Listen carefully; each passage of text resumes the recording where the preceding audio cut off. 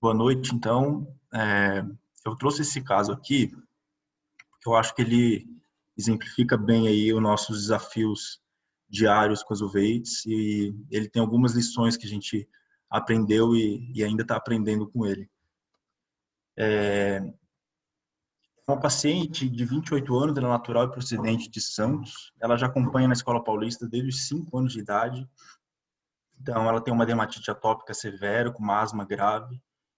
E ela fez imunossupressão já desde os 5 anos de idade, com múltiplas drogas, fez metrixate, ciclosporina, tudo.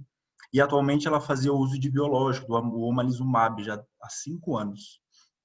Fez uso crônico de corticoide sistêmico e tem um ceratocone A.O., acompanhava no ambulatório de córnea já há muito tempo, desde criança. A doutora Denise conhece muito bem essa paciente. Fez um transplante de córnea no olho esquerdo em março de 2019 e fez uma ceratite herpética no olho esquerdo há 8 anos, com uma recidiva no botão após o transplante. De história familiar, ela tem um irmão com a mesma atopia grave e também usando o omalizumab. Inclusive, a gente já examinou o irmão está super bem, sem nenhuma alteração ocular em relação ao UVI. Né? Na última consulta no setor de córnea, em novembro do ano passado, essa paciente estava com uma acuidade visual de 20/50, 20/60, com essa miopia alta e esse astigmatismo alto também nos dois olhos. No olho direito, ceratocone, uma conjuntivite alérgica controlada, e no olho esquerdo, um transplante penetrante, fasca com uma catarata subcapsular posterior, duas cruzes. No FO estava descrito sem alterações. Em janeiro de 2020, desse ano, foi a primeira vez que ela chegou no nosso ambulatório de UVEITS com o seguinte quadro: ela estava com uma baixa acuidade visual há 20 dias no olho direito. Como ela pegou a época do recesso, ela chegou só depois do nosso ambulatório, então era associado a cefaleia forte intensidade, há 3 dias, e dor à movimentação ocular. Infelizmente, quando ela chegou para a gente, ela já estava sem percepção luminosa no olho direito, a acuidade visual no olho esquerdo não tinha diminuído. Ela tinha um defeito pupilar relativo à direita, e na microscopia ela não tinha nada de positivo para a uveíte, ela só tinha esse afinamento paracentral inferior por conta do ceratocone. No olho esquerdo ela tinha um botão claro, uma câmara anterior ampla, sem reação, e uma catarata subcapsular posterior, duas cruzes. A foto eu vou mostrar agora para vocês. Então essa é a imagem do olho direito, o olho que já é SPL em 7 de janeiro, então a gente vê, a gente nem consegue delimitar direito, saber onde está o disco óptico, de tão infiltrado, tanto edema que tinha uma hemorragia, tinha uma lesão subretiniana, uma lesão, um edema, né, um líquido subretiniano em quase toda a região macular, se estendendo para fora das arcadas, e essa lesão mais amarelada aqui na região central da mácula. No olho esquerdo, por conta dessa subcapsular que ela tinha, com passagem de meios, mas a gente conseguia ver um discópio bem delimitado, uma escavação aumentada de 1,07, e a mácula não tinha nenhuma lesão. Então, de hipótese diagnóstica sindrômica, então, bem como o Dr. Rubens lembrou, a doutora Cris falou, a gente tem que fazer sempre a hipótese diagnóstica sindrômica e depois a hipótese diagnóstica etiológica, porque isso vai facilitar a nossa vida. Então, a gente ficou com as hipóteses sindrômicas de uma neuroretinite no lateral ou uma esclerite posterior. Então, bem como a doutora Cris falou, a esclerite ela não entrou nos critérios do SAM, ela não entrou naquela classificação, por isso que a gente não consegue usar o SAM para classificar essa paciente. Lembrando que ela não tinha reação de câmara anterior e nem células vítreas, então a gente não conseguia colocar ela num daqueles critérios. Então, diante dessa hipótese sindrômica, a gente fez o que a gente sempre faz, o que a gente sempre orienta os residentes e os fellows a fazer, que é dividir as causas infecciosas, inflamatórias e as demais causas sempre nessa ordem. Porque a gente está num país que tem muito mais infecção do que inflamação. Então, as principais causas infecciosas foram toxo, tuberculose, sífilis e arranhadora do gato. As causas inflamatórias, sarcoidose, oftalmia simpática, agranulomatose eosinofílica com poliangeite, né, que é antigamente conhecida como Churg-Strauss, e as demais causas, um efeito adverso ou biológico, um linfoma ou uma metástase. Então, diante dessas hipóteses diagnósticas, os exames complementares, então, a gente solicitou as sorologias, uma análise do líquor, uma TC de tórax, crânio e órbita, pensando nesse componente de sistema nervoso central, e um estudo multimodal do olho.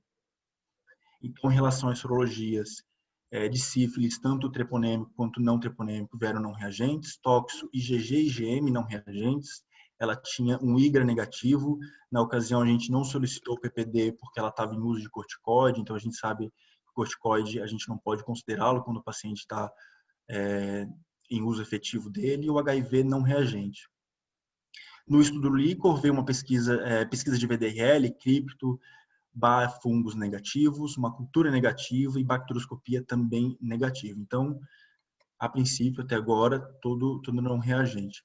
A gente solicitou o ultrassom do olho direito, pensando nessa hipótese de esclerite posterior. Realmente, na descrição veio um espessamento difuso da parede posterior, com uma hipocogenicidade subteno, formando o sinal do T. E aqui na descrição, aqui está descrito, né, o espessamento difuso, a parede ocular, com descolamentos de retina seroso e esse sinal do T. Então, esse exame mostrou que tinha um acometimento inflamatório da esclera, mas não, o sinal de T não é patognomônico de esclerite posterior. Isso, o sinal de T ele significa que tem um acometimento escleral inflamatório, né? Em relação ao CT, a gente vê esse descolamento seroso, com líquido intrarretiniano também, e aqui a imagem da retinografia e a red free. Em relação ao possível diagnóstico de sarcoidose, que foi uma das principais hipóteses de quando ela chegou, isso que é um workshop de sarcoidose, que ele utiliza critérios bem recentes, acho que é de 2018, 2017, se não me engano, e essa paciente ela não preenchia nenhum dos critérios, nem clínicos, nem laboratoriais, para o diagnóstico de sarcoidose. Então, usando esse estudo, a gente deixou o diagnóstico de sarcoidose um pouco de lado. E aí veio uma Bartonella reagente, um IgG de 1 para 640 e um GM 1 para 320. Esse GM de 1 para 320 era o valor de corte do laboratório para reagente. Cada laboratório vai ter o seu valor de corte. Então, esse valor de 1 para 320 era o valor de corte desse laboratório. E como ela não tinha gato em casa, não tinha história de contato, não tinha história de arranhadura do gato, a gente repetiu essa Bartonella com uma certa desconfiança do diagnóstico. Mas, mesmo assim, com essa sorologia positiva, uma neuroretinite, a gente deu sim o diagnóstico de arranhadura do gato, pensando numa evolução grave por conta da imunossupressão que ela vinha fazendo. As imagens de tórax, crânio e órbitas, tanto TC quanto ressonância, vieram normais. Ela tinha um VHS e uma proteína C reativa elevadas, que é esperado numa doença sistêmica como a bartonelose. Então, a gente iniciou a doxiciclina, 100 mg de 12 em 12 horas, a prednisona, 1 mg quilo, dando 80 mg para ela, e a gente suspendeu o omalizumab justamente considerando que ele possa ter levado a esse quadro grave da arranhadura do gato. Essa paciente, já depois de 2 semanas, a gente já vê uma melhora, o disco começa a ficar mais delimitado, com uma diminuição dessa lesão na região macular, subretiniano, mas infelizmente SPL, e no olho esquerdo 20/60, sem alterações. Esse é o OCT do dia 21 já, mostrando a diminuição do líquido que existia subretiniano, com uma organização maior da retina neurosensorial. Isso aqui na grande ocular, do dia 21 também, mostrando que tinha um pouquinho de hemorragia no quadrante temporal, e mostrando o olho esquerdo da mesma forma, sem nenhuma alteração aqui na região macular do olho esquerdo. Olho esquerdo novamente, mostrando que no OCT não tinha nenhum líquido, a alteração era apenas no olho direito. E para nossa surpresa, em fevereiro, o fevereiro foi o resultado, na verdade ela colheu em janeiro, o IgM no mesmo laboratório veio não reagente. Então era uma paciente que a princípio a gente não descartou, mas a gente começou a pensar em outras hipóteses diagnósticas, mas a gente estava muito mais, digamos, tranquilo, porque infelizmente ela estava SPL, mas ela não tinha mais nenhum sinal de atividade inflamatória, tinha diminuído o líquido suprarretiniano, o edema de disco, então a gente podia pensar com mais calma. Até que no dia 13 de maio, 30 dias depois de ela ter terminado o corticóide, que foi iniciado lá em janeiro, ela referiu uma piora da acuidade visual no olho contralateral, no olho esquerdo, e um retorno da dor no olho direito. Nesse dia, o exame oftalmológico no olho direito continuava SPL, no olho esquerdo 20/400, que era na primeira consulta 20/60. Na biomicroscopia não teve nenhuma alteração, ela não teve células nessa ocasião, continuava com a catarata subcapsular duas cruzes no olho esquerdo. Nesse dia a gente fez a retinografia, no olho direito já mostrando o que era esperado, essa palidez de disco, uma alteração da pigmentação, onde tinha a lesão no olho direito, e no olho esquerdo, aqui está um pouco difícil de observar, eu vou mostrar o OCT depois, mas ela tinha uma lesão aqui na região macular, que a gente consegue ver melhor aqui pelo OCT. Então, o OCT evidenciava esse líquido subretiniano, fazendo o descolamento seroso da retina, com esse material amorfo aqui nesse espaço subretiniano.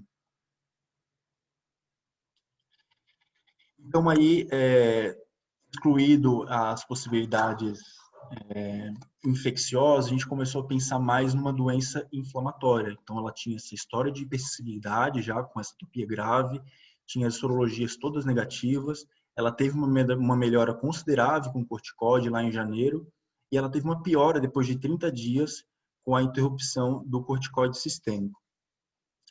E aí a gente fez uma injeção de triamcinolona. Uma semana depois, a acuidade visual dela foi de 20/400 para conta-dedos 2 metros nesse olho esquerdo. E aí começou o nosso desespero. Isso é o olho direito dela, logo depois da injeção. E aí, nessas horas, uma coisa que eu aprendi, inclusive com a doutora Cris, é que quando alguma coisa não está indo bem, na oftalmologia, na medicina em geral, a gente tem que começar a ser humilde, voltar lá para o começo e a gente começar a pesquisar tudo novamente, como se nada tivesse sido feito ainda. Então, novamente, a gente solicitou todas as sorologias, todos os exames de imagem, tentar investigar e ver onde a gente errou, onde estava o problema do nosso raciocínio. A gente repetiu todas as sorologias, inclusive a gente pediu um PPD e veio um PPD de 10. A gente discutiu esse caso logo depois, quando saiu o PPD, a gente discutiu esse caso com o Dr. Juvencio no departamento de infecto, questionando ele se a gente tinha que considerar o que ele achava desse PPD de 10, já que ela tinha vindo já 3 IGRAs negativos, uma imagem negativa de TC da tuberculose. Questionamos ele se essa sorologia para Bartonella positiva tinha algum significado clínico, se poderia essa Bartonella ter sido agravada pelo uso do biológico, porque nessa fase, o que a gente pensou logo depois de ter feito a triamcinolona intravítrea e ter piorado a acuidade visual é que era alguma coisa infecciosa, mas que a gente não conseguia identificar. Questionei ele se podia ser alguma micobactéria atípica que não tenha sido evidenciado pelo IGRA, e na verdade a gente não conseguiu muita resposta com esses questionamentos, também era uma dúvida no departamento de infecto desse caso aí, mas a gente resolveu iniciar o tratamento com RIP lá na unidade básica dela, lá em Santos, e como também com uma prova terapêutica, para a gente ver se alguma coisa tinha que ser feita, porque alguma coisa tinha que ser feita por ela. No dia 4, ela estava com uma reação de 4 cruzes, ela não tinha reação até então, uma reação de 4 cruzes em 4 no olho direito, estava com movimento de mãos no olho esquerdo, ela já não conseguia mais andar sozinha, ela chegou já andando controlado pela mãe, e isso tirou algumas noites de sono minha, da Elô.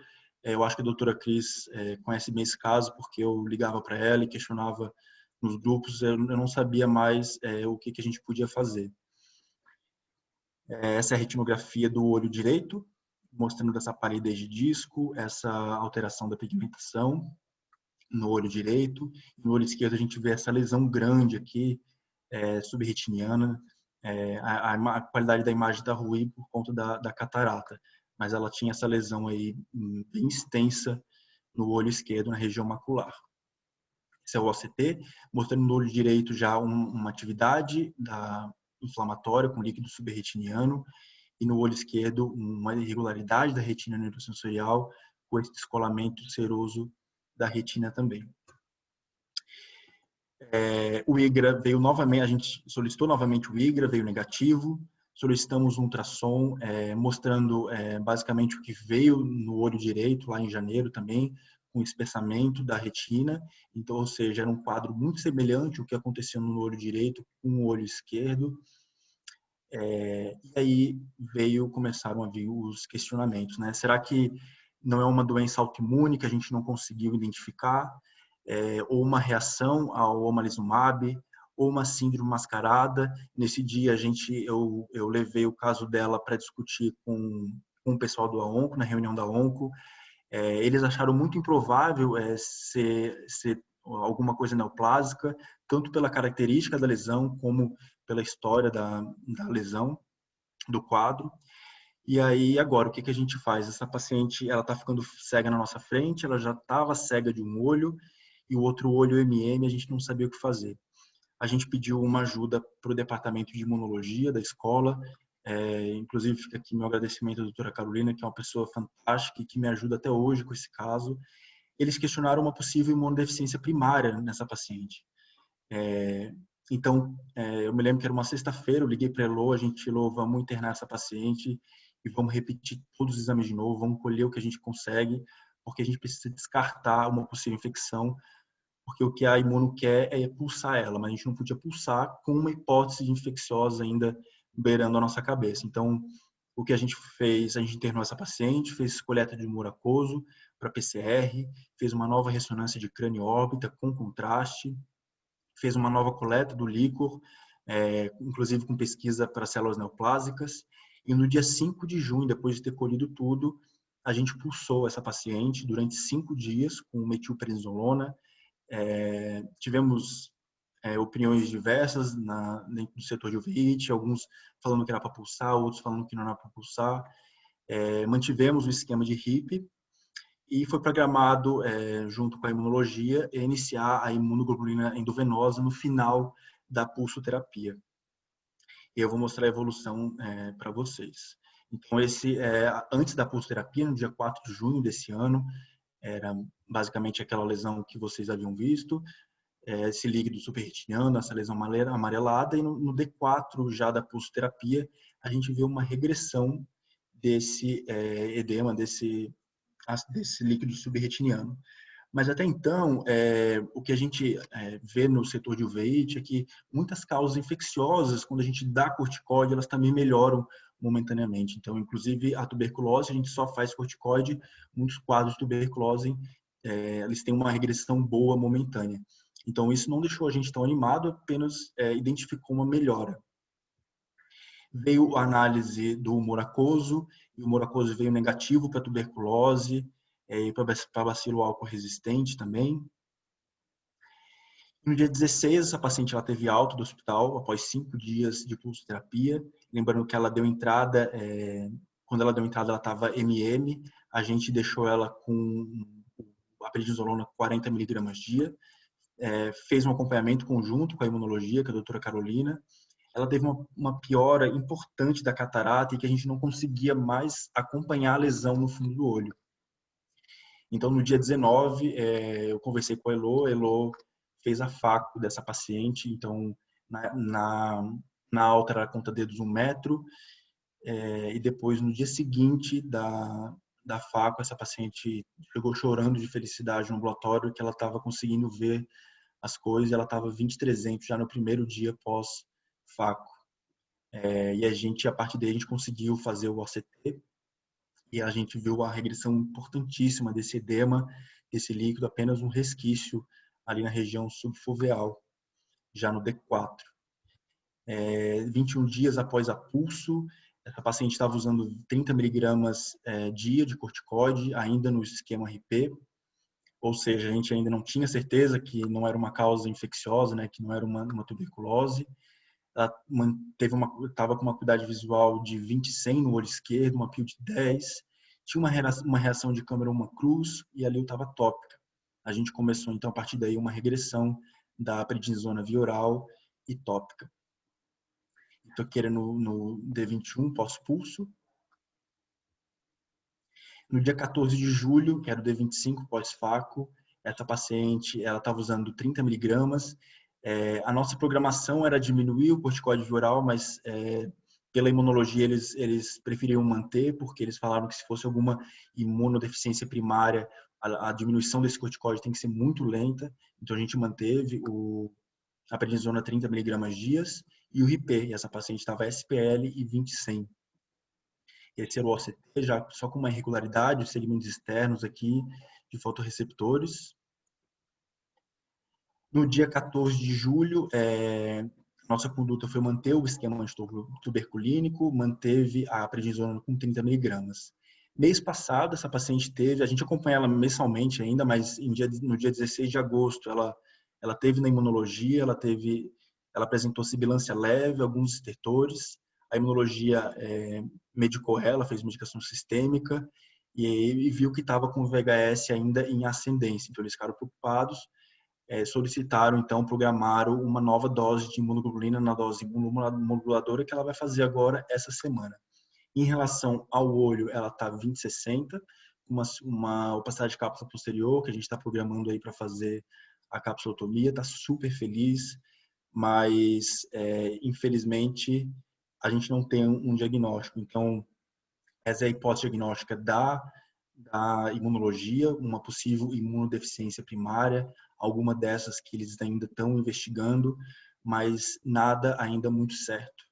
Então, o que eu quis trazer com esse caso é que em certas horas na uveíte que a gente tem que ter coragem e precisa ter humildade para a gente procurar ajuda. Quando a gente trabalha em time e envolve várias pessoas, eu acho que as coisas andam muito melhores. Então, é isso que eu tinha para apresentar. Grande caso, Cadu, dificílimo, né? Você sabe que a maior associação de uso de de anti-TNF, né, de drogas anti-TNF, vocês sabem que eu tenho contato por causa das doenças inflamatórias intestinais, é relacionado com a tuberculose, né? Então, a maior associação dos utilizadores de anti-TNF é com a tuberculose. Mas, pelo visto, essa criança é desde os 4 anos, então, por isso, essa ideia de ser alguma doença imunológica, né, alguma deficiência imunológica, tem tudo a ver, junto à alergia ocular, né, então, essa deficiência de IgE, né, de deficiência de IgE, até pode fechar com esse quadro alérgico que ela sempre teve, né, e motivou a utilização dos anti-TNFs, né. Casão. Cristina, quer comentar?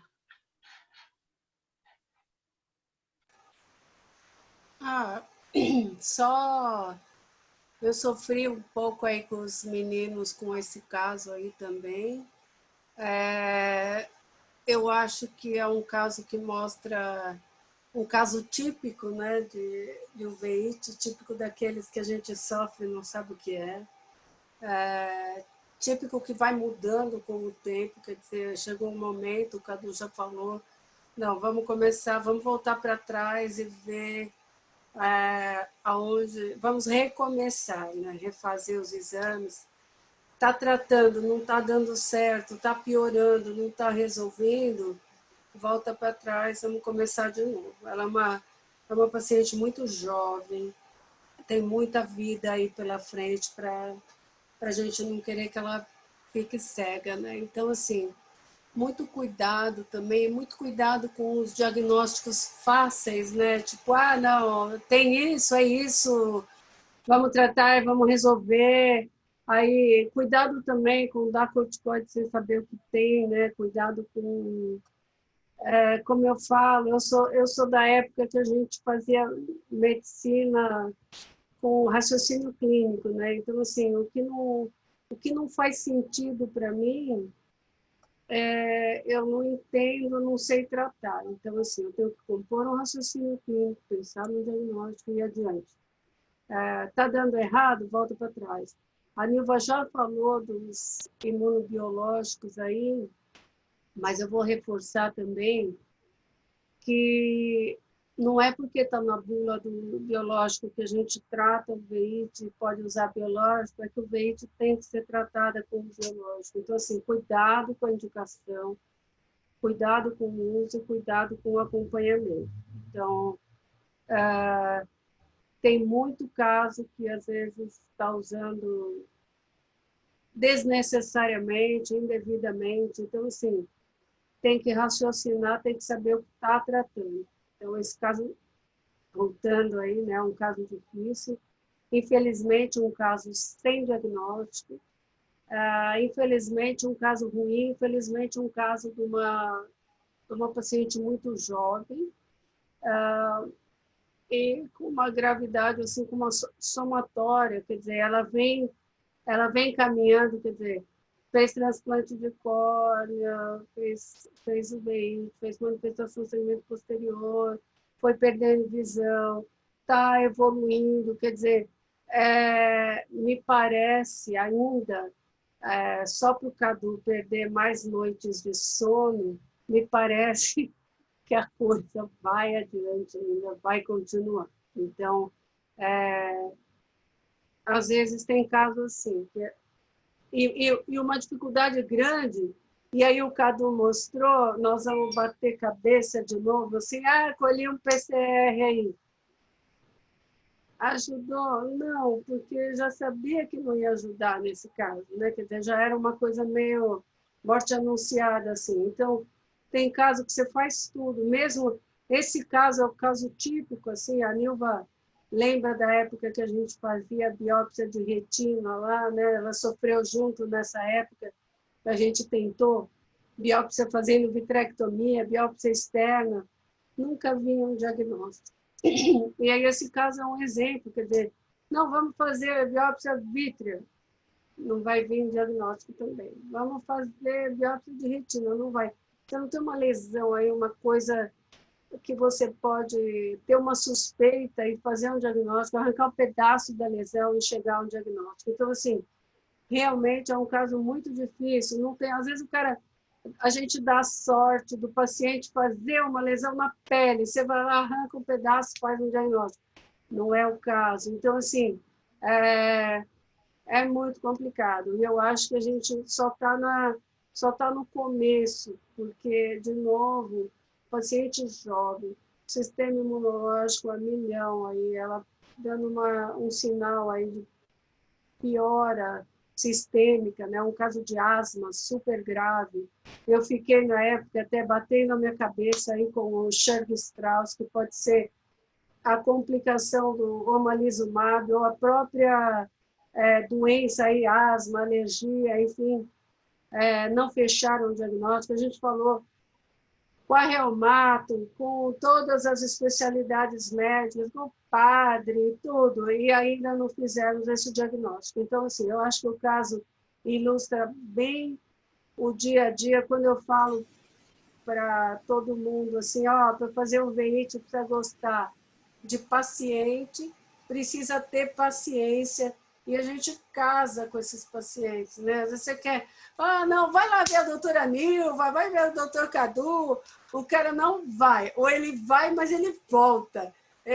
Fala, não, eu fui, a doutora falou que é isso mesmo, voltei. Então, assim, a gente não se livra desse paciente. Então, assim, são casos difíceis, mas, assim, eu acho que a beleza, assim, dos que vão para esse lado aí na oftalmologia, quem vai fazer o VIT é quem gosta de medicina, quem gosta de doente, quem gosta de doença e quem gosta de resolver problema.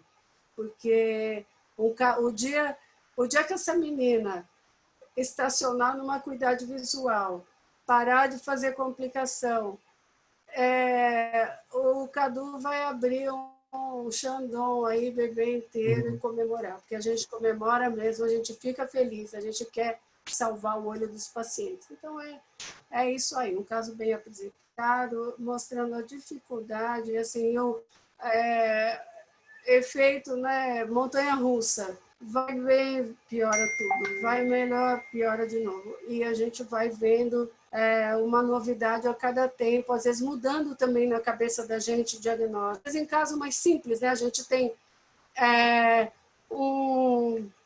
uma espondilite. O cara começa com uma uveíte anterior, não tem mais nada. De repente, um dia ele chega com uma dor nas costas. Você fala, puxa, fiz o diagnóstico, que legal. Às vezes isso acontece 5 anos depois daquela uveíte hiperaguda que ele teve. Então, é isso. É um dia a dia, é um sinal aqui hoje, outro amanhã, e a gente compõe esse raciocínio clínico, faz diagnóstico, faz tratamento. Chega de falar que eu falo demais. Estou às ordens aí. Obrigado, doutora Cris. Norminha, teve muita imagem, né? Você acha que merece algum detalhamento da descrição que os meninos mostraram de espessamento e de sinal de T? Eu achei bom porque o Franklin mostrou um caso e depois o Cadu. E o importante é que o Cadu comentou. Sinal do T não é patognomônico de esclerite posterior. Significa que a parede está inflamada, tem líquido lá. É só isso. Às vezes você tem só num quadrante, às vezes são 360. Você tem que descrever seus achados. Se você vê fluido perineural, se você vê fluido extraescleral e subretiniano. Você tem que descrever. E quais as áreas que você enxerga, assim você ajuda mais. Mas não é a palavra esclerite, né? Muito bom. Outra coisa que eu queria comentar é que aquele primeiro slide, Cadu, que mostrava uma alteração de nervo óptico no olho já SPL, então aquela alteração, a equipe do tumor está aí a postos, dá para a gente pensar em infiltração leucêmica mesmo, né? Então, eu acho que esse diferencial com alguma coisa em criança, né, em adolescente, aquele nervo daquela maneira, sim, achei mesmo interessante colocar como diferencial de uma infiltração leucêmica, né? O turma do tumor está aí, pode até me complementar. Verdade. Alguém mais quer comentar antes da gente passar? Você tem outro caso, Cadu? Eu vou passar para o tumor. Tá bom. Vamos para o tumor agora. Você não tem outro caso, Cadu? Não, era mais de um caso? Quantos casos vocês quiserem. Ai, desculpa. Não, mas a gente já tinha combinado que o caso do Cadu ia valer por 10, entendeu? Tá bom. Tá. Mas é que assim, ele também é do tumor, né, Melina? Então, tudo bem, né? Pode dar pitaco. Pode dar pitaco também. Caso fácil, Nilva. Esse foi o caso fácil da UV. Agora ele vai apresentar um caso um pouquinho mais complexo. Olha, só para comentar o que a Nilva falou, e eu concordo, aí é super importante a gente olhar o nervo. Esse é um nervo infiltrado e uma das primeiras coisas aí para a gente pensar é um diagnóstico diferencial com algum tumor aí. A gente já tem um caso, nós mostramos até o ano passado, nossa, um caso tão parecido, e era um tumor, quer dizer, realmente um neuro, né, uma manifestação neurológica aí, com manifestação ocular, quer dizer, um tumor do sistema nervoso central com manifestação neurológica, ocular, com essa infiltração do nervo, quer dizer, a gente vê a diferença entre um nervo hiperemiado, um nervo edemaciado e um nervo infiltrado. Isso nessa composição de raciocínio clínico, direciona a gente para diferentes caminhos, né? E lembrando, a Norma também já falou aí desse sinal do T, quer dizer, uma coisa que a gente vê muito, usa muito, eu uso muito ultrassom, coitada da Norma, que ela fica só recebendo minhas buchas aí, né? E aí depois eu choro para a Nilva, né? Semana passada recebi um caso aí desesperador de uma criancinha com tóxico congênita que acabou vindo ultrassom DR bilateral, quer dizer, não vou nem adiante com esse caso, mas falando que um dos poucos exames também que faz diagnóstico de uveíte, que a gente dá graças a Deus, é o ultrassom quando a gente tem uma esclerite posterior. Ele não é patognomônico, mas vem, a gente dá aquela refrescada, assim, relaxa e fala, putz, um exame me ajudou, fiz um diagnóstico. No caso, o ultrassom aí para a esclerite posterior e a anjo, né, quando a gente tem as white dots aí, que acaba ajudando muito. E no caso também a autofluorescência, quando a gente tem as coroidites, para a gente olhar se tem atividade ou não, porque não dá para a gente bater o olho e falar, quer dizer, o que ajuda demais a gente também não vê isso é a autofluorescência aí para avaliar a atividade em coroidite. Então, é isso aí. Vamos, como disse o Bubi, aí vamos ver agora esse casinho fácil. Não vai ter caso difícil depois desse do Cadu, né, Melina? Vamos ver aí. Não, quando o Cadu me falou que ia apresentar esse caso, deixa eu escolher uns casinhos mais light, mais leves, para a gente dar uma respirada depois. Chorou, né? Quando ele falou, nossa, eu vou chorar antes, porque eu já vi o caso, não vou chorar de novo, né? Quando ele apresentou na nossa reunião, foi praticamente uma terapia em grupo que a gente fez. Parabéns para vocês que fazem o VIT. Realmente, vocês são demais, gente. É segurar o coração na mão mesmo, o seu e do paciente, né? Então, vamos lá, Melina, pode compartilhar.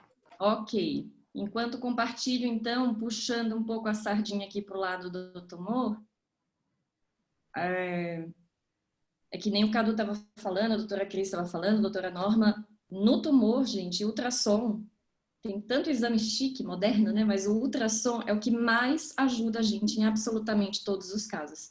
Então, até esse caso do Cadu mesmo. Então, é exatamente o que a gente estava conversando. Você vê aquele edema subtenoniano, espessamento de parede. Então, se você tem algumas dúvidas, já te ajuda a direcionar mais o caminho da sua investigação. Você vê que é um quadro inflamatório, né? Enfim, vou começar então com um microcaso, só para a gente passar mais rápido. Esse é um paciente, eu vou chamar o Rubens para comentar, né, claro. Esse é um paciente de 36 anos, rígido, sem nenhuma outra queixa, e esse caso a gente trouxe porque é um caso, assim, a gente vê demais chegando lá no ambulatório da oncologia, e é o que a gente vive falando, batendo sempre na mesma tecla do exame, de toda vez que o paciente vai no seu consultório, verte a pálpebra inferior, se der, verte a pálpebra superior, não custa nada, você vai gastar uns segundos, e olha, você pode detectar uma lesão dessa muito no início, coisa que o paciente só vai descobrir quando está desse jeito. Enfim, então ele tem 36 anos e descobriu essa pinta crescendo em alguns meses no olho direito, e uma acuidade visual boa. E aí, o que eu quero chamar, então, o Dr. Rubens aqui para comentar e aqui o exercício é para ser bem prático mesmo. Qual é o diagnóstico? Coisa número 1 que a gente tem que pensar. E número 2, vou pedir alguma coisa? Vou solicitar algum exame? O que é que eu tenho que pensar nesse caso? O que é que além do olho eu tenho que checar nesse caso? E como eu vou pensar em tratar esse caso? Quer falar, Dr. Rubens, ou eu prossigo? Quero falar. Ah, bom. É um caso super interessante, acho que do ponto de vista de ensino bastante prático, né? A gente vê uma lesão assim preta no olho do paciente, a gente sempre pensa em melanoma no primeiro lugar, é o que a gente tem que excluir. Tem alguns diagnósticos diferenciais, vira e mexe a gente vê um carcinoma pigmentado, outras lesões, mas a gente tem sempre que pensar em melanoma e garantir que isso não seja um melanoma de conjuntiva, né? Às vezes o paciente tem história de um nevus, que pode ter crescido, muitas vezes ele não tem história de uma pinta prévia nesse olho. A gente palpa linfonodo, né? Lembrando que os melanomas de conjuntiva e de pálpebra, se realmente for o diagnóstico, tem drenagem linfática para os linfonodos, ao contrário, né, do que acontece com os melanomas intraoculares. E a gente pensa realmente em operar. É curioso porque esse caso já chegou, lembra-me, com indicação de exanteração, e era um olho 20/20, um paciente jovem. Acho que, né, com essa história até demoraram mais para tratar o paciente do que precisavam, né? Mas eu penso nisso. Excelente. E, como eu falei, não é o primeiro caso assim que a gente pega. E vale dizer, não está errado você indicar uma exenteração, tá certo? Porque realmente o que você tem que ter é controle local. Lógico que pensando também em evitar uma possível metástase, mas você, acima de tudo, você não quer ter recidiva nesse olho, porque uma primeira cirurgia mal feita ou hipocorrigida, digamos assim, deixando células tumorais, você aumenta a morbidade desse paciente, aumenta o risco de metástase e aumenta a mortalidade também. Então, é como o Dr. Rubens falou. Só um pouquinho. O que um oftalmologista geral pode fazer, fora reverter, como você já falou, mas pedir para esse paciente antes que ele vá ser encaminhado para um especialista em oncologia?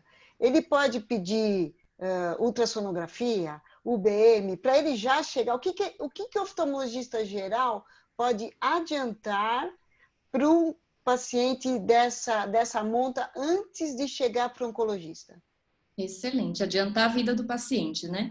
Então, esse é um pouco atípico porque ele está ali na carúncula, quase ali na prega semilunar. Se a lesão tivesse no limbo e na córnea, que é o mais comum, o que é que ele pode pedir? Um UBM. Se é uma lesão grande, que talvez tenha infiltração intraocular, então seria um UBM. Se nesse caso, o paciente tivesse aí nessa topografia mesmo, com a limitação de motilidade, com uma congestão vascular, o que é que dá para pedir? Uma tomografia, para ver se por acaso já invadiu a órbita. Porque vale lembrar que o canto interno é o canto mais perigoso para um tumor aparecer, porque é onde o septo orbitário é mais frágil e é onde os tumores ganham mais facilmente acesso à órbita. Então, pedir um exame de imagem, uma tomografia, uma ressonância, para ver se tem invasão orbitária nesse caso. E o que o Dr. Rubens falou, que é o mais importante, tumor de conjuntiva dá metástase para onde? Isso serve para carcinoma e para melanoma, é tumor de conjuntiva. Para onde dá metástase? Para linfonodos pré-auriculares e submandibulares. Então, vale a pena você pedir ou uma tomografia do pescoço ou mesmo uma ultrassonografia do pescoço. Se já tiver uma lesão palpável, ou seja, você palpou, não sentiu nada, pede a tomografia, pede o exame para documentar, tem certeza que não tem nada. Mas você palpou e já sentiu que tem uma lesão, você já pode pedir uma PAF, entendeu? Uma punção aspirativa por agulha fina para fazer o diagnóstico. Entendeu? Isso já vai adiantar muito a vida do paciente, porque ele vai chegar para um oncologista ocular e para um oncologista geral já com o exame adiantado. Então, isso ajuda bastante. Então, ver metástase e avaliar grau de invasão. Isso ajuda. Mas aí eu vou voltar mais um pouco. Outra coisa que ajuda bastante na nossa vida aqui na oncologia ocular, se o oftalmologista geral criar o hábito de verter pálpebra e achou uma manchinha, não esse brocotoma, uma manchinha, o que é que pode fazer? Não tem certeza? Estou na dúvida? Parece inocente, agora acompanha. O que eu digo é isso, é simplesmente não ignorar e liberar o paciente para sempre. O que eu falo é, bate uma foto e pede para ele voltar. Se fizer isso, já está fazendo demais, entendeu? Porque vai que a lesão cresce, você já pegou ela crescendo. Aí você já encaminha, entendeu? Ou você já, enfim, é um sinal de alerta. Então, você salvou a vida do paciente aí, porque imagina essa lesão aí, se a gente pegasse pequena. A cirurgia ia ser muito menor. E a morbidade, mortalidade do paciente também seria muito menor. Tá bom? Bem, então, esse paciente foi isso. Graças a Deus, ele não tinha nenhuma metástase e não tinha infiltração orbitária grande, na verdade. Tanto é que você vê que a motilidade dele tá boa, você tá vendo que os vasos não estão congestos, você vê que ele não tinha dor. Tudo isso é sinal de invasão, seria sinal de invasão, ele não tem. Então, a gente partiu para a cirurgia. E aí, o que eu falei antes, está errado indicar desinteração? Não, não está. Entendeu? Apenas o que é que você faz? O que é importante? É olhar para esse tumor e pensar, eu consigo tirar ele todo e reconstruir de modo que o paciente tenha um olho que consiga ocluir, porque se o paciente não conseguir ocluir, eu não consigo manter esse olho depois. Então, eu consigo tirar essa lesão e reconstruir? Consigo. Então, eu faço. Não consigo? Desinteração. O importante é tirar toda, tirar com margem. Então, o que a gente fez... foi para a cirurgia, e aí, mais uma vez, olha como é importante verter todas as pálpebras, né? Mesmo que a lesão está lá embaixo, você acha que não tem nada em cima, tem que verter. Olha uma surpresinha ali já mais afastada. Então, você tem que vasculhar toda a superfície desse paciente. E aí, outra coisa, eu gosto de sempre falar para os residentes, para os fellows, você viu um melanoma? Raciocina. Ele veio de onde? Ele veio de um nevo? Ele veio de um PAN? Porque quando veio de PAN, o que eu espero é isso daí, muitas vezes. É um tumor muito mais espalhado e com pedaços em outros lugares. E aí, depois que eu fizer a minha cirurgia, eu geralmente passo mitomicina também, porque já pensando que o paciente pode ter PAN em outras partes do olho e que novas lesões podem surgir. Então, enfim, esse paciente a gente já sabia que ia fazer mitomicina também no pós-operatório. Mas aí a gente marca a margem de segurança, e aí vale lembrar também que eu sempre falo, você tem que fazer margem de segurança tanto para dentro quanto para fora. Então, tanto na área conjuntival quanto ali para a pele. Você tem que contar até onde terminou o tumor e contar uma margem de segurança também ali para fora. Então, por isso que a gente fez essa margem de segurança. Vocês podem ver que a gente tirou a conjuntiva bulbar também do paciente embaixo, medial, subindo. Lembrando que aquela lesão interna, você não precisa chegar na pele, porque ela estava mais longe, mas aí você tem que tirar a lamela interna também. O importante é tirar tudo. E aí na foto da direita vocês veem a reconstrução com a membrana amniótica, que ajuda demais, mas a reconstrução é à vontade, é como possível. Eu só não gosto muito de reconstrução para tumor com mucosa oral, que eu acho que fica um pouquinho mais difícil de acompanhar a questão de recidiva, mas assim, se não tiver nada, não tem membrana, não cabe fazer enxerto, não cabe fazer retalho, tudo bem, pode ser também mucosa oral. Enfim, aí só mostrar um detalhezinho da reconstrução, como foi que a gente fez. A gente rodou um retalho de Tenzel para fazer a reconstrução, colocou membrana amniótica para reconstruir lá por dentro. E, enfim, o importante é que o paciente consiga fechar o olho depois, né? O paciente, acho que já tem mais de 1 ano de pós-operatório agora, né? Já tem um bom tempo. Mais, 1 ano e meio. Mas, já tem bastante tempo e ele fez a mitomicina depois, ele tolerou bem, graças a Deus, conseguiu fazer os ciclos e tá super bem hoje, sem nenhuma recidiva e melhor ainda sem nenhuma metástase. Ok? Quer fazer algum comentário, doutor Rubens? Eu acho que o que você comentou foi tudo perfeito. Só me dá um pouquinho de medo quando fala que o oftalmologista geral pode adiantar a vida do oncologista. Eu acho que o mais importante nesse tipo de caso, a gente sempre tenta ensinar tudo, né? Acho que a nossa cultura da oncologia ocular da Escola Paulista é empoderar o oftalmologista geral. Melanoma de conjuntiva é uma coisa que a gente tem medo, porque realmente dá confusão. É tipo retinoblastoma. Eu acho que um nevo suspeito, um carcinoma, né? Doenças do epitélio, a gente pode usar colírio, a gente pode ficar discutindo por horas. Eu acho que uma lesão como essa é importante. Eu brinco que o oncofone é a coisa mais importante. Tem dúvida? Manda uma foto para o oncofone. E já perde esse tempo de exercício intelectual pelo generalista, porque melanoma de conjuntiva realmente é complicado. Então, só não sei se, às vezes, um oftalmologista está num centro menor, pensar numa punção de linfonodo é tão complexo, o paciente perca muito tempo. Por isso que a gente falou em adiantar a vida do paciente, mas não mexendo no olho, porque, pelo amor de Deus, melanoma de conjuntiva não mexam, não mexam. Aí a melhor dica de todas é não mexe no melanoma, é o que a gente sempre fala, não faz biópsia incisional, não tira um pedaço, é diferente de doutora Norma, quer falar? Queria te perguntar, você fez o histopatológico, né? Sim. A histopatologia. E aí, de rotina, eles fazem imunohistoquímica, fazem toda a avaliação? Não. Muitos casos de melanoma, eles já conseguem fechar o diagnóstico só com hematoxilina e eosina. Mas alguns casos que geram mais dúvida, principalmente quando é um melanoma amelanótico de conjuntiva, aí eles fazem a imunohistoquímica. Ou, enfim, quando é um nevo mais atípico, que tem algumas atipias, enfim, aí eles vão também fazer a imunohistoquímica. E aí vai. Mas, na maioria dos casos, um melanoma como esse, eles já conseguem fazer com hematoxilina e eosina. Em alguns outros casos, eles procedem para imunohistoquímica. Então, aquela lesão na pálpebra, na conjuntiva tarsal superior, foi só uma exérese com margem de segurança? Sim. Foi uma exérese com margem de segurança. E deu margem livre no anátomo? Deu. E a outra também deu? Porque aquela tirou pele, tá? Deu. E aí, o que eu gosto é de tirar em bloco, é tirar inteiro, né? Acho que esse aqui eu nem mostrei, mas em Graham mesmo, acho que eu já mostrei, assim, a gente tirando a peça inteira. Você tira a pele com espessura total de pálpebra, direto pela conjuntiva, carúncula, canto, e sai a peça inteira. É a melhor coisa. Melanoma, já tive o desprazer de assistir isso, mas assim, a gente fala na cirurgia até a famosa técnica no touch, né? Nem irriga, né? O pessoal vem da residência com a seringuinha jorrando água por cima do melanoma, dá assim, dá taquicardia, quase que nem o caso do Cadu que apresentou, dá taquicardia. Porque você vê pedacinhos do melanoma flutuando no seu campo cirúrgico. Isso é uma tragédia. Então, assim, a cirurgia com o maior cuidado, sem encostar no tumor, sem esfregar com cotonete, sem pegar com a pinça e sem irrigar. A gente molha a córnea com cotonetinho molhado só. mais nada. Mel, posso perguntar?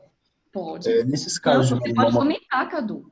perto do lacrimal, tem algum estudo da via lacrimal? Pode dar metástase, metástase não, pode implantar de forma secundária para cavidade nasal. E Por aí, isso, tem gente que até põe plug de ponto lacrimal para poder fazer a cirurgia do melanoma, entendeu? De tão sério que é o melanoma. Então, o melanoma é assim, eu vivo falando, eu tenho muito respeito pela melanoma de conjuntiva, porque é muito delicado, é muito agressivo, mortalidade 30%. E às vezes você faz tudo certo, tem um paciente que já chega, você olha, você vai fazer tudo certinho, mas você já sabe, esse vai ter metástase, entendeu? Porque são casos bem difíceis. Bem, passamos para o segundo caso ou... Vamos. Tá bom. Qual quer mais? A oncologia é a parte mais esperada do Grand Round. Bem, segundo caso, então, alguns de vocês já conhecem também, esse é um paciente de sexo masculino, 24 anos de idade, ele é de outro estado, ele percebeu uma baixa de visão no olho esquerdo, questão de 2 semanas ele já procurou oftalmologista, que achou que tinha um descolamento de retina, encaminhou para um retinólogo, que aí percebeu que tinha uma massa, aquela história de sempre. Aí, não, isso aqui tem uma massa, vai para o oncologista ocular. Um pequeno detalhe de confusão, aí que começa, que esse paciente tinha um histórico na infância de ter um ganglioneuroma, que ele operou aos 3 anos de idade, é uma massa no mediastino, e depois com 6 anos de idade ele teve outro tumor, que foi no reto peritônio, que também operou, e desde então ele estava livre da doença, estava livre de tumores. Mas fora isso, ele não tinha outras alterações, nem histórico familiar. Na visão, ele estava realmente com uma baixa de 20/400 nesse olho, no olho esquerdo, mas o resto do exame normal, eu vou mostrar aqui as fotos do fundo de olho, tá certo? Então, esse é o olho direito, tá bom? Que ele estava com 20/25, e esse é o olho em questão, que ele percebeu a baixa de visão.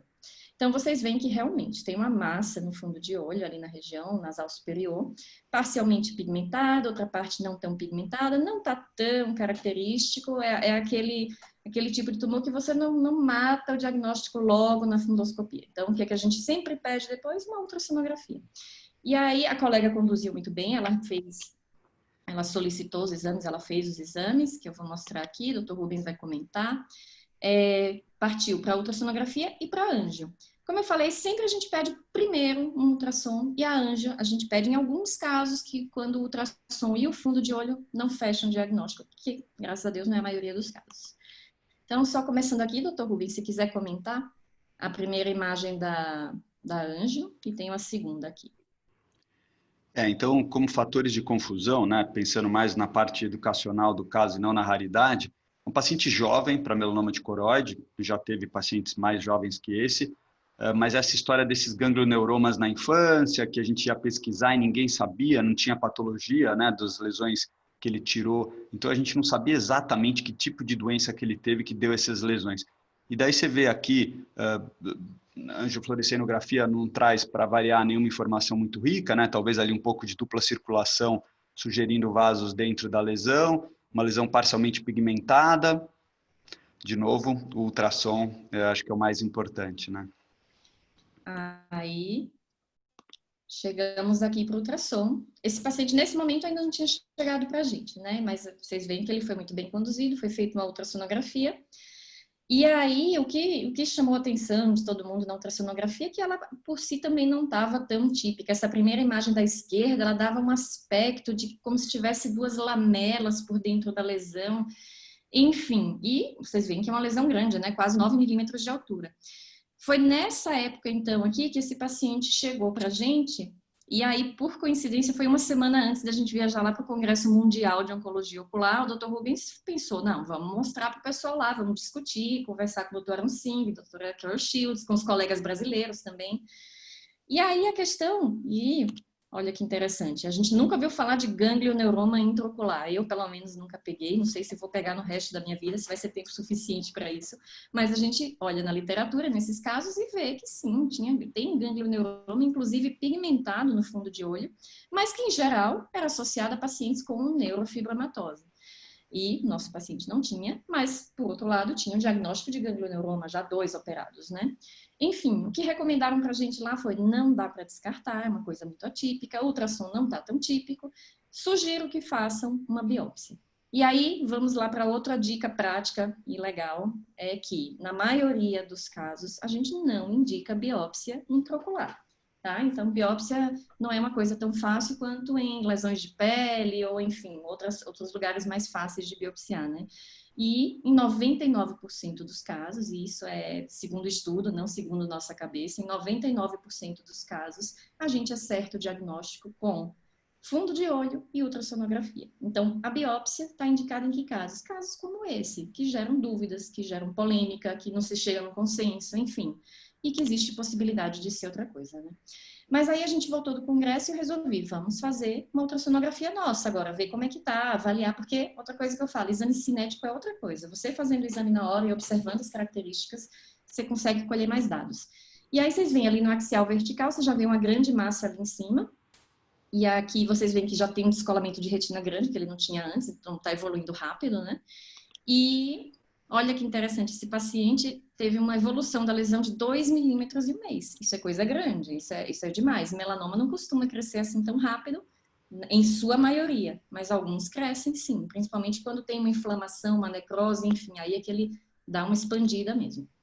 E aí, outra coisa que, na minha opinião, é o que eu mais vejo em melanomas, e que, assim, quando eu vejo isso aqui, eu já puxo muito mais pro lado do melanoma, é a tal da escavação de coroide, que é esse formatinho ali na base da lesão, como se ele tivesse dado uma comida ali na esclera. Não é sinal de invasão ou de extrusão da lesão, nada disso, mas é um aspecto da ultrassonografia. Então, ele tinha escavação de coroide e que mais que eu achei interessante? Eu sempre falo, a gente sempre procura o ponto mais alto do tumor para medir a altura, que é o mais importante para a gente, mas eu sempre olho todos os cantos do tumor, porque às vezes um cantinho me dá outra dica. E aí, quando eu fui mais para a lateral do tumor, olha como ele começa a formar ali o famoso formato de cogumelo, que a gente vê em quê? Em melanoma, principalmente. Também não é patognomônico, mas é o que eu falo, são pistas. A gente vai juntando pistas para tentar chegar ao nosso diagnóstico. E eu não coloquei o vídeo aqui, mas eu também vi vascularização interna na lesão. E aí a gente sabe que vascularização interna é muito comum em quê? Melanoma. Não é patognomônico, mas é muito comum. Fora o melanoma, apenas algumas metástases a gente já viu que dão também uma vascularização assim. Mas não era metástase que a gente estava pensando, né? A segunda possibilidade. Então, aí a gente junta isso tudo e pensa, né? Então, cresceu em 2 milímetros, tinha vascularização interna, tinha escavação de coroide, tinha um formato de cogumelo ali no canto. Para mim, isso era um melanoma de coroide, mas é o que a gente fala. Eu nunca vi um ganglioneuroma de coroide. Eu não posso dizer se parece ou não parece, porque eu nunca vi uma ultrassonografia de um ganglioneuroma. Mas me parece muito melanoma. E aí a gente chegou numa encruzilhada. O que fazemos? Entendeu? Agora, a gente discutiu esse caso de novo, acho que com o doutor Arun Singh, não foi? Enfim, pode falar. Não, discutimos com o Arun, discutimos com o Shahar. O Arun mandou biopsiar, o Shahar falou que obviamente era um melanoma. Todo mundo deu uma opinião diferente, né? Nada como ter a biópsia na mão. É, fantástico. E aí veio a questão, cada um dando o seu pitaco, né? Falando, vamos fazer uma biópsia, espera o resultado, e aí de acordo com o resultado a gente vê o que faz. Só que a questão é, em um mês ele cresceu 2 milímetros. Ele chegou ali no limite do que dá para a gente tratar com a placa de bracterapia. Imagina se a gente faz a biópsia, espera o resultado sair, aí dá melanoma para a gente programar a segunda cirurgia, vai estar com quantos milímetros? Vai dar para tratar com placa? Então, o que a gente resolveu? Vamos fazer uma biópsia transescleral, porque aí a gente já fecha e põe a placa em cima. Sendo melanoma, está tratado. Sendo ganglioneuroma, não tem consenso de como tratar um ganglioneuroma de coroide. Tanto é que nesses artigos que a gente viu, todos, na verdade, foram mais de produto de enucleação, na verdade. Então, foi o que a gente fez uma janelinha escleral, e aí já dá para ver o aspectozinho do tumor, a carinha dele já era de melanoma mesmo ali, só para mostrar mais ou menos, mas enfim. Aí a gente colheu a biópsia, suturou ali a janelinha, fechou e colocou a placa de bracterapia. Vou passar aqui. Então, resultado, melanoma de coroide, que era o mais provável, é o mais frequente, né? Então, é o tumor intraocular maligno primário do olho mais comum. E, graças a Deus, já estava tratado, então, porque a gente fez a bracterapia. Esse paciente também já tem mais de 1 ano de acompanhamento. E aqui dá para ver o resultado da braquiterapia. Do lado da esquerda, vocês veem o antes e depois do axial. Então, aquela massa que você já via lá em cima no axial vertical, você vê que agora está bem menor. E do lado direito, vocês veem o corte transverso também, no ponto maior do tumor também. Já reduziu bastante. Então, graças a Deus, esse foi um caso com final feliz. Quer comentar alguma coisa, Rubens? Excelente caso, até porque eu cuidei junto, tem que elogiar. Não, mas lembrar que biópsia é muito, muito raro, né? A gente vê alguns colegas por aí que fazem biópsia de rotina para diagnóstico nesse tipo de lesão, tem a morbidade grande, né? Nem todo mundo é super cirurgião da Escola Paulista de Medicina que opera, tira um pedacinho e fica tudo bem. A gente costuma ver esses resultados de biópsia com descolamento grande de retina, o olho com óleo de silicone. A Norma tem alguns casos que ela acompanha comigo também. É difícil de ver, né, Norma, depois se o tumor regrediu ou não. O olho, aquela cirurgia meia boca, metade cheio de óleo, uma confusão, os pacientes SPL. Então, lembrar que, se a gente depois vai ter a oportunidade de discutir em outro momento de biópsias prognósticas, mas eu estava tentando lembrar, acho que esse na minha clínica particular, meu e da Melina, foi o único caso de biópsia diagnóstica que a gente tem, né, em quase 10 anos fazendo isso, o que mostra que é muito raro. Então, o pessoal não se empolgar fazendo biópsia nesse tipo de caso, porque simplesmente não é necessário, né? Tem uma morbidade grande. Esse caso foi super bem, era um tumor grande, mas é um dos desafios aí que a gente não vê todo dia. Acho que foi esse caso. Quer comentar, doutora Norma? Eu ia te perguntar, Melina, por que você fez o transescleral? Tudo bem, você fez a placa, mas você procura alguma coisa nos seus acompanhamentos? Você faz um acompanhamento mais curto? Você vai lá na região da esclera onde tem... dá para ver na ectoscopia ou na biomicroscopia aquela região? Ou ela é muito posterior? Eu não entendi muito bem. Na escolha entre transescleral e... Não. É porque você acabou fazendo uma janelinha lá. Sim. Você poderia estar causando uma porta de... Ah, sim. Mas aí, nesse caso, tem que ser combinado com a braquiterapia, entendeu? Sim. Porque você já está tratando justamente aquela região que você mexeu. É que nem, por exemplo, no retinoblastoma, que vai fazer a injeção intravítrea. Tem todo o cuidado de fazer a crioterapia depois no pertuito de entrada ali da seringuinha. Então, aqui é a mesma coisa. A gente tira por esse pertuito, mas a gente já trata essa região com a braquiterapia. Justamente por isso também que a gente preferiu fazer a transescleral e também porque esse tumor era um tumor grande e a gente conseguia ver pela ultrassonografia onde é que estava a sua porção maior e onde a gente conseguiria acessar uma boa quantidade de tecido também. Regrediu bastante, né? Regrediu bem. Esse foi bem. Melina. Oi? Oi, Melina, deixa eu te fazer uma pergunta. Você põe a placa, o tumor está reduzindo, a velocidade... Como é que você planeja isso? Você vai trocar a placa? Você vai ficar feliz de ter um tumor menor? Como é que é a expectativa em relação a essa braquiterapia? Você imagina, se pudesse ressecar, você tirava, fazia ultrassom, não via mais o tumor dentro do olho. Agora você convive com a placa, vê um tumor reduzindo... Como é que é a expectativa? Fica anos esperando o tumor reduzindo? Vai trocando a placa? Como é que calcula a dose? Não, a placa é só a gente colocada durante os dias da internação só. O radioterapeuta, ele define quanto tempo a placa vai ficar no olho de acordo com a medida da altura que a gente passa para ele.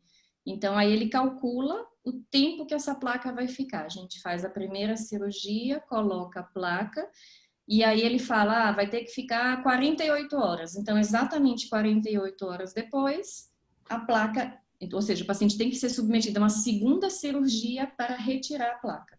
E a partir daí, realmente, é só esperar, vida normal, vida que segue, e... O que a gente vê é que em até 2 anos esse tumor costuma ir reduzindo lentamente. Depois de 2 anos, geralmente já estabiliza e vai ficar aquele tumor murchinho, digamos assim, pequeno para o resto da vida. E é o que a gente espera. Por exemplo, esse caso ainda não completou 2 anos, mas ele já está bem pequenininho. Então, o que a gente espera é que vai ficar um tantinho ali, que é o que a gente sempre vai acompanhar. com fundo de olho e com ultrassonografia para ver o tamanho que vai se manter estável. E tanto é que depois desse tempo de 2 anos também, aí outra coisa que a gente vai acompanhar é a questão de retinopatia da radiação, neuropatia da radiação, que pode acontecer. Mas o tratamento é esse.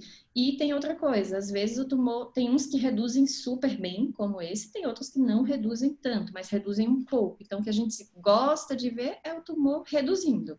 Então, ele reduzir um pouco já é indicativo de sucesso. Na verdade, ele não cresceu, já é indicativo de sucesso, né?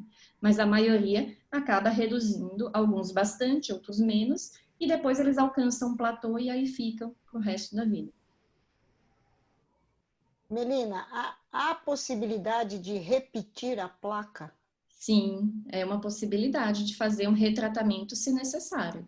Então, se algum tumor, depois de algum tempo, tem uma recidiva, por exemplo, e é detectada precocemente, é possível fazer uma segunda bracterapia, um segundo tratamento para esse paciente.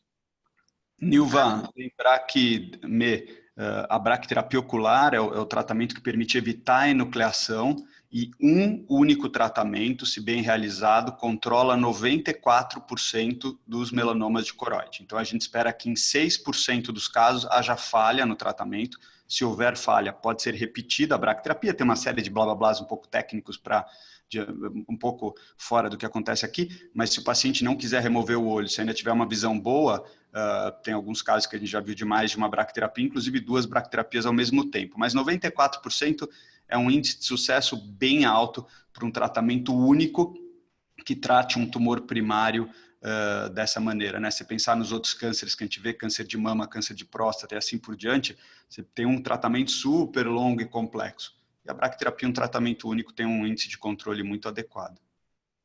Alguém compara sobrevida BRAC versus exanteral? Como é que é isso daí, Rubens? É igual. Trabalhos do COMS, do estudo clássico do melanoma, né? E a bracterapia bem feita versus a enucleação bem feita não muda sobrevida ou taxa de metástase desses pacientes. O que a Mê falou é igual. Muito bom, pessoal. Quero agradecer ao Carlos Eduardo e à Melina pelo nosso painel. Foi fantástico, pessoal. Esse é uma grata surpresa para a gente ter a colaboração de todos vocês aqui junto com o Graham. E o objetivo sempre é discutir casos para informação dos oftalmologistas gerais, né, que acessam o nosso Graham há muito tempo.